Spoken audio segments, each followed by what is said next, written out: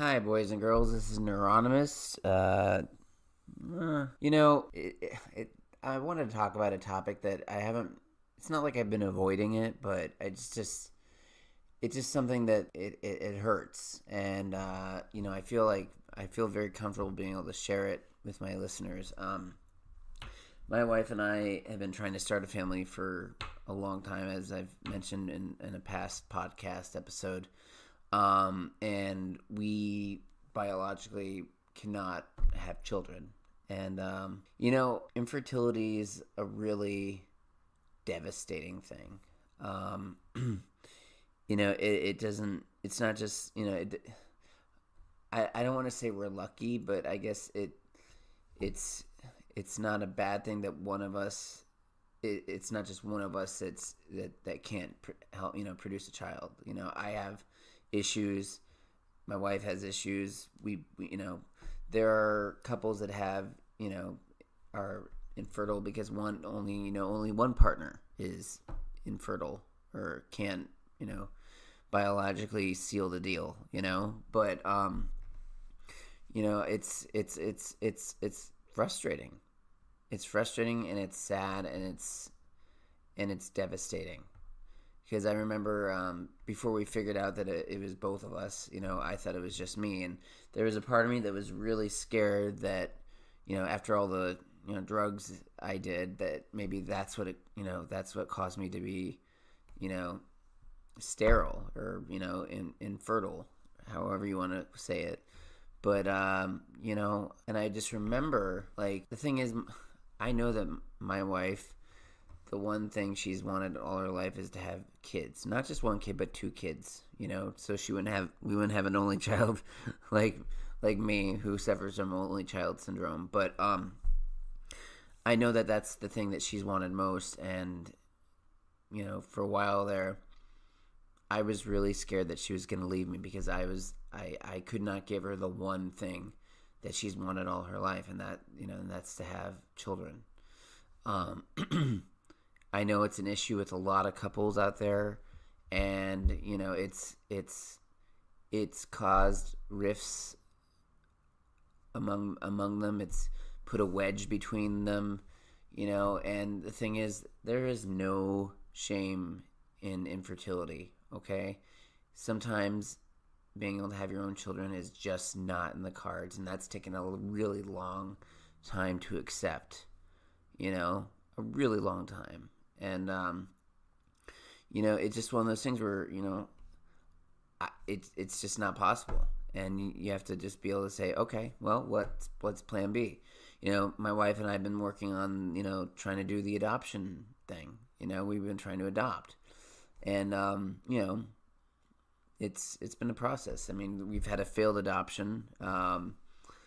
That's a different story for another day. But I just wanted to speak out to all the couples out there that don't have the ability to have children, that are in sterile, that are sterile, because really, it's out of our hands. Again, I'm a very spiritual person. I'm not really a religious person, but there is a higher power out there, and if we were supposed to have kids, then maybe he would have seen fit to make that happen. But that's not the case. But anyway, I wanted to put a message out there that infertility it's no one's fault. And it's nothing that should cause a couple to break away from each other. It's, if anything, it's for couples that it should bring couples closer together, because they know that they're in this together. Whether it's one person who's not able to do it, or both of them. And I could ramble on, and this might very well be my shortest episode yet. But I just wanted to put the message out there that infertility is not something to be ashamed of. And if it is something that's affecting your marriage, you need to you have to have a very, very honest conversation. Sometimes couples therapy is necessary to get through that resentment, if there is resentment. But my wife and I, we've I just remember sobbing. I remember being in the doctor's office, and they basically were like kind of dancing around the subject. And I just finally looked at the doctor. I said, "Look, just give it to me straight. It is it me? Is it me?" And they were like, "But yeah, your count is too low." And I remember just bawling. I was like bawling because I just like, oh my God, this is happening. This is something I need to deal with, and I'm not good at dealing with things, especially when it involves heavy shit like not being able to produce a child, and and have feelings of insecurity and failure, But I just remember, my wife asked me, like, one night we were just laying there, and she goes, you don't think I'm gonna leave you, do you? And I was like, it crossed my mind, and she was like, Hal, I will never leave you, ever. And that made me feel, that took so much weight off of my shoulders.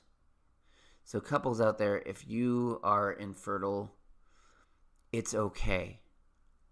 There are other avenues, and it's nothing to be ashamed about. You just have to take it on the chin. You have to learn to accept. You have to figure out a way to get past those resentments and that self-loathing and self-hatred, that you can't do something for the one you love the most, or if it's a mutual thing, you guys have just you gotta learn how to be there for each other and support each other and hug each other and cuddle and kiss and hug and just be there, be present, be in the moment. Just love each other, and just take it slowly, and just know that there are so many avenues to have a family. There's the foster system, there's adoption, private adoption, open adoption, just, be a couple, whether you have kids or not, you're a family. That's it. That's all there is to it. You're a family, and some of us have fur babies, and that's great.